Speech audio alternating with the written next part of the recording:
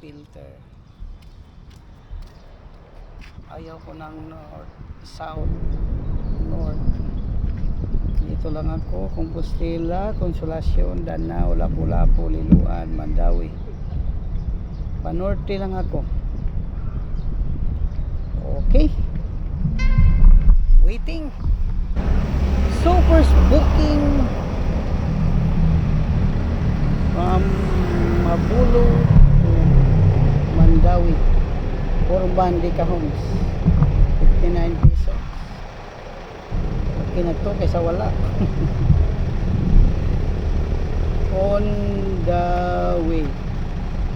Message muna para maka ano siya, maka prepare ba. Reply lang kaliho. Pa-reply natin para malaman natin kung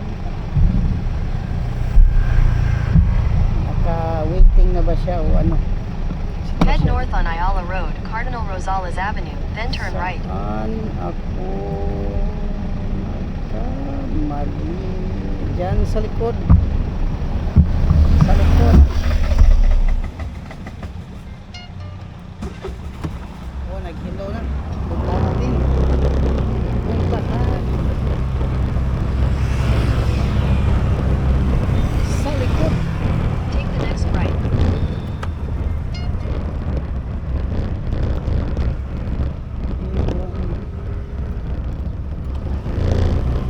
In 200 meters, turn left on Asupalon Road. Parang may sinasabi. Basahin muna natin.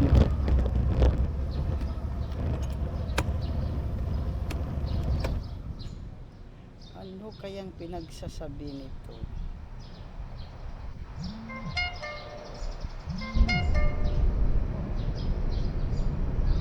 Hello, unsa imong pangutana sir? Siguro lang tingali scam.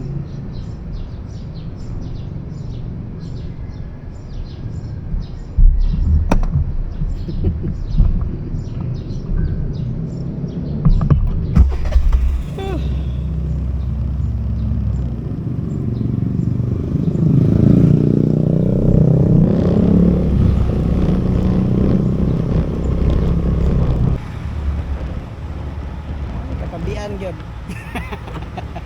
Bitaw para di ko dukaon sir, ano sa ko? 59 naman sir. Nihatag na madaan mo. Oh, nihatag nung kaya. Sorry sir ha. Sige, adto ra ko sir. God bless sir. Oops!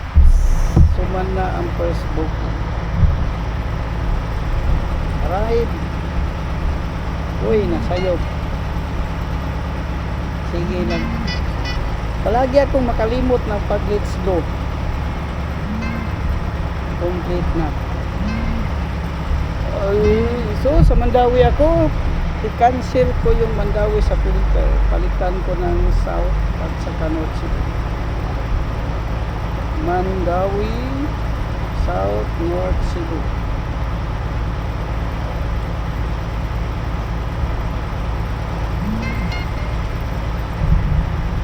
Okay.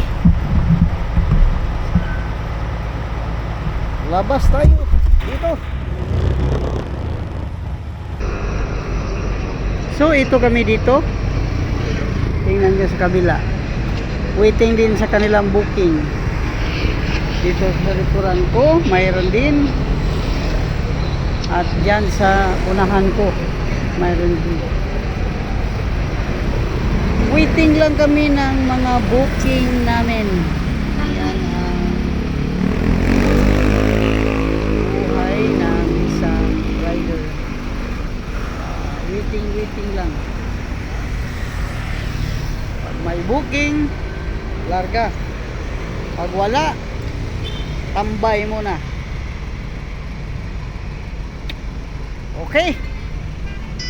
At ngayon, mayroon na naman tayong booking yan. Accept.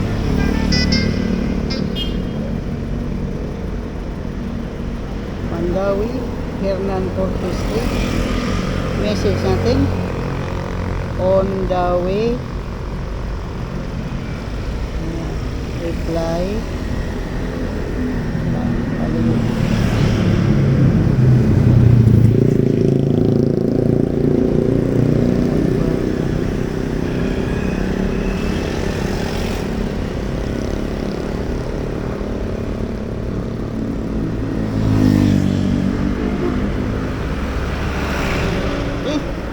Puntahan na natin.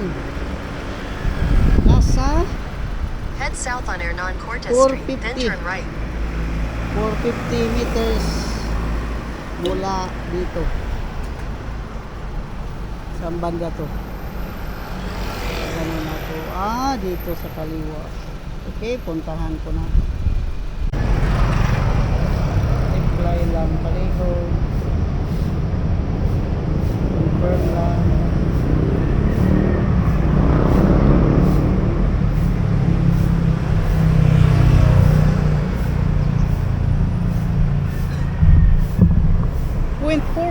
Meters. Head northwest on CD Seno toward LTHAI Road, then turn left onto LTHAI Road. Papasok ako dyan. First time kong pumasok dyan. Ano kayang nasa looban? In 300 meters, turn right onto ML Quezon National Highway. Nako'y vlog pero ako rin tanaw. Kaya lagi di maguganahan ka ng kuwanday ka ng daghan ka ng mga kita kay na mga buzzer, na mga inana ba pati pa.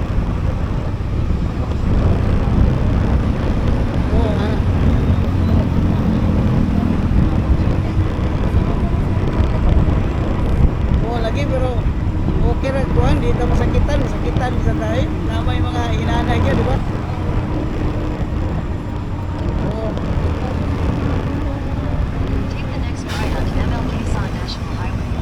Mabitaw na ko channel sa una niya akong gikuan giwagtang na kay mo lagi yun ana daghan na ba mo na karon pura lag ako nang private lang nako kay ganahan mo ko kay bisag 5 years na ang imong video makita gyapon nimo ba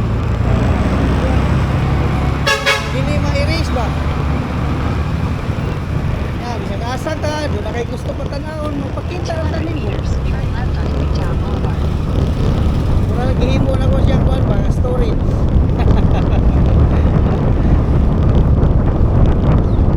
Newtown. Naga diri po yun ay. Turn left onto Newtown Boulevard, then turn right to stay on Newtown Boulevard. Wala ka wa ka po yun is Newtown. Nagtrabaho ka. Kusod ano? Pero meron pa naman ako na kung sod, di pa ko kuan. Take the next right to stay on Newtown Boulevard. Nagtambay lagi ko dire para doon ay booking na sud ba na ako ay booking na sud. Dahil kay busod ko, ya way booking. Pwede ra di ay. In 200 meters, you will arrive at your destination. Pwede ra di ay nako exclusive na ni.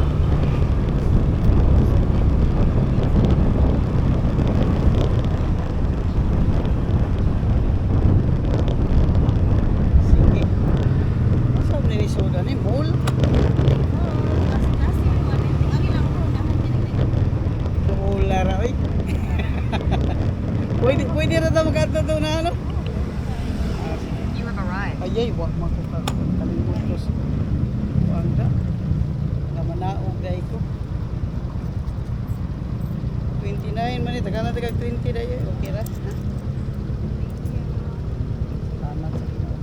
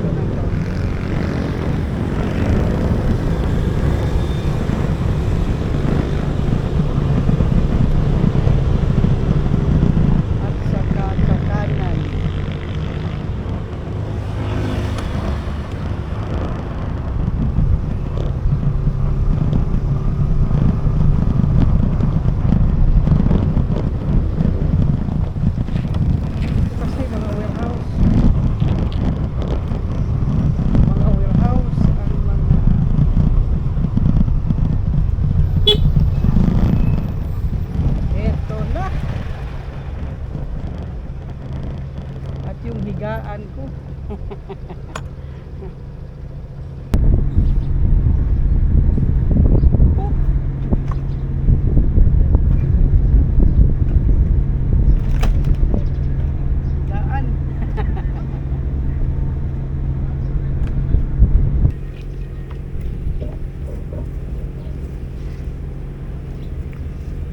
Dito talagang malakas yung hangin. Dito talagang malakas yung hangin. Saka ano?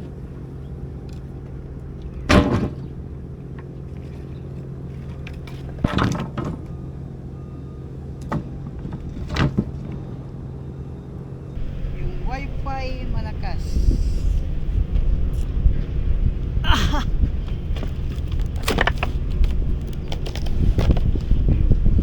Uy! Kasakit! Uy!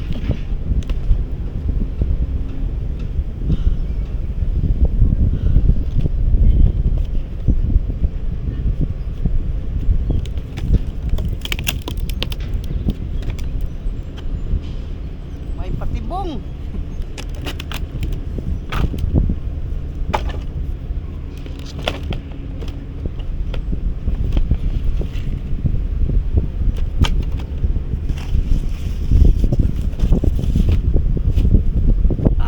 So ito lang yun. Ito, pwede kang matulog. Hindi naman ano masyado to. Hindi ka matakot dito kasi may mga tao naman. Tulad nito. Uy, sir! Pahuway sa ko diyon. Kuha sa kong energy.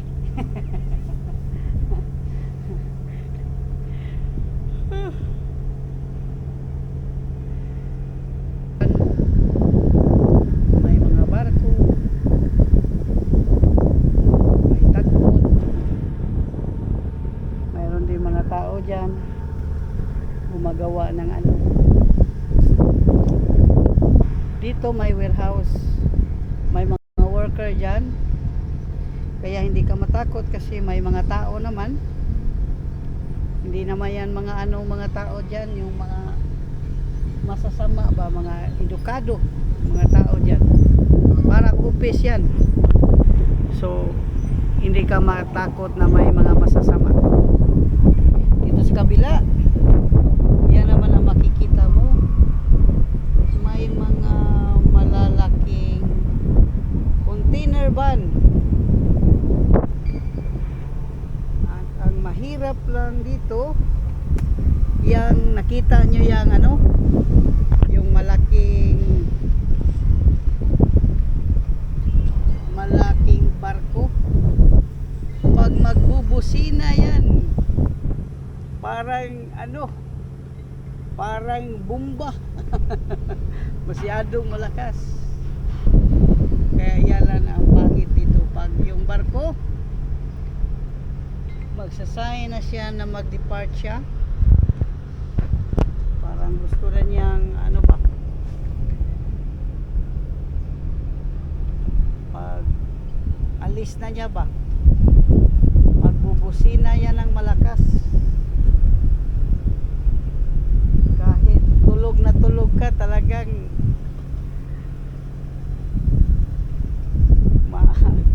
maano ka sa lakas ng tunog. Kaya ito yung pangalawang area na pwede ko magpahinga. May kahoy dito, ganyan, may kahoy. Pwede rin ako magsabit ng duyan dyan. At saka may ano pa. So, bala ko sanang ano dito, gagawa ng lantay. Sir, vlog lang ko, sir. Vlog lang.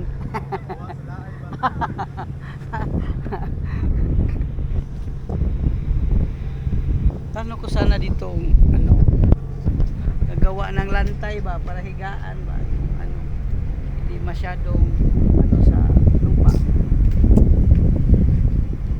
Pero kasi wala sa akong time. Kasi parang 1 o 2 oras lang akong tatambay sa isang lugar tulad dito. At babalik naman ako sa yung babalik sa kalsada.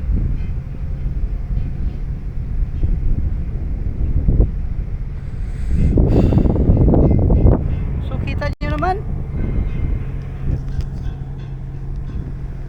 naman gaano ka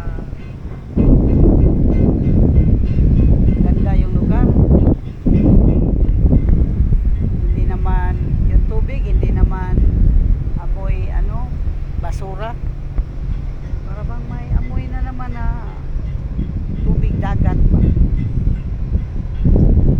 At saka balak ko ngang dito mamingwit kasi may mga isda dyan. Tingnan nyo naman, may isda dyan.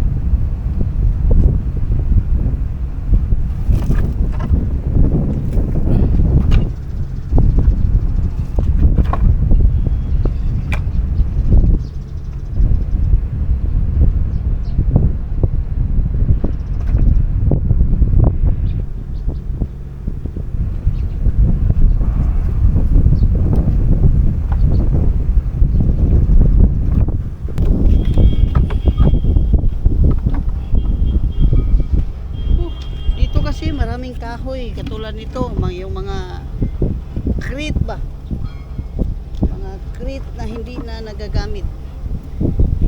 Kaya plano kong doon marami ding kahoy, plano ko sanang gawing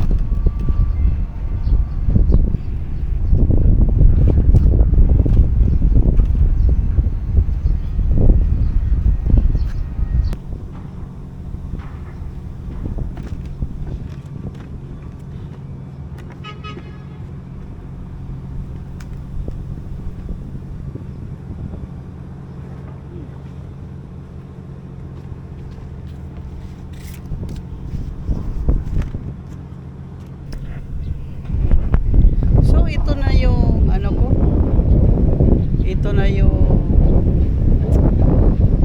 yung finish na pag-arrange ko. Itong kahoy na to dito parang susunugin lamang nila yan. Siguro may dito paggabi may parang mag bonfire ba. Susunugin nila dyan yung kahoy dito.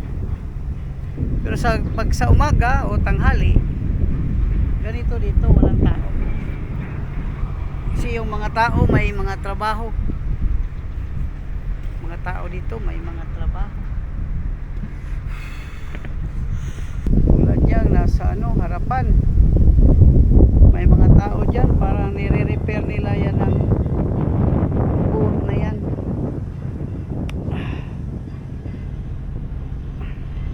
Pinipinturahan, mga kalawang, kinukuha. At dito naman sa kabila, yan, mga truck na naman. Parang mga prime mover yung truck ba. Transport nila yung mga container yan at isasakay na yung malaking dambuhalang barko. Pag tumunog talaga ang lakas, yan ang nakakatakot pag tumunog.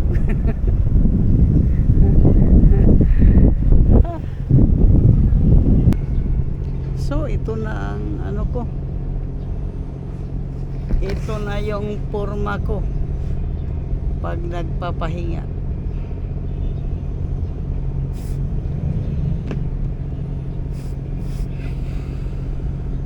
May puno, pwede akong magduyan, pero parang na tinatamad na mag-sit up ng duyan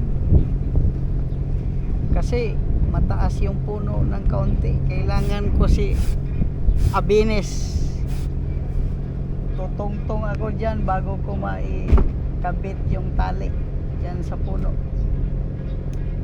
Kaya pwede naman ganito, nakapalapag pa yung buong katawan mo. Ganyan, yung buong katawan mo nakalapag at mahangin din dyan kasi dagat yan eh.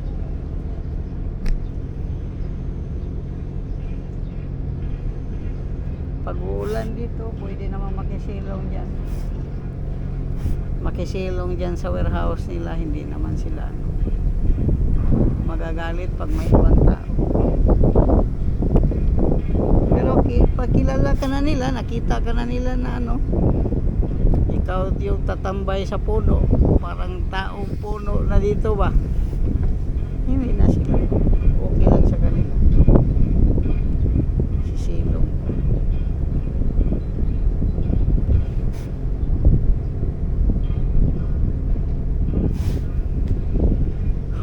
Sa susunod gusto ko ngang mamingwit or anong klaseng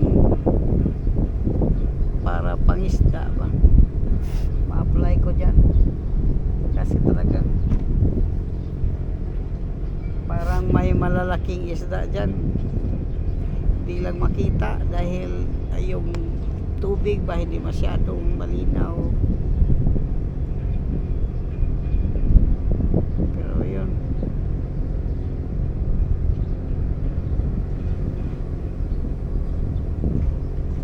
ito ang buhay ng delivery rider.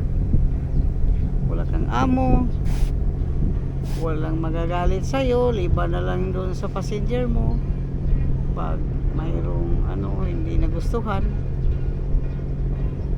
Walang magdidikta sa'yo, walang kuta, pwede ka pang mamili kung saan ka kakain, saan yung masarap, doon ka pwede. Kaunti lamang yung kita mo. Katulad ko, mas hindi masyadong magpuyat ba, parelax lang sa gawain.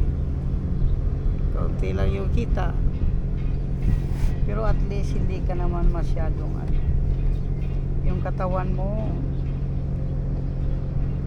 na preserve mo naman sa yung dapat na kalalagyan niya, na healthy, walang damdami, walang dinaramdam, at nasa peaceful ka na isip.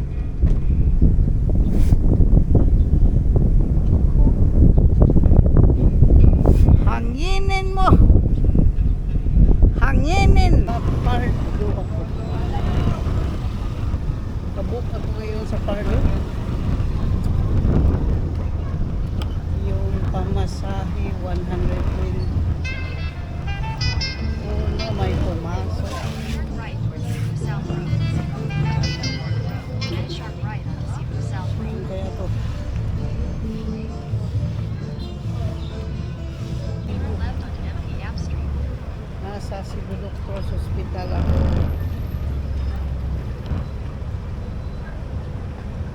Yung booking ko dito po din rap. Pumasahe niya 100. Ayun.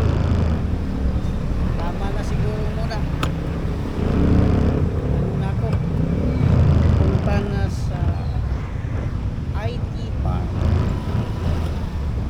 Kasi Take the next left 1:52 onto MP Yap Street. PM na. 1:52 PM. 4:45 baka ano ako. Pag mag-cater pa ako ng booking baka bakalan maghintay yung baby ko. Baby damulag.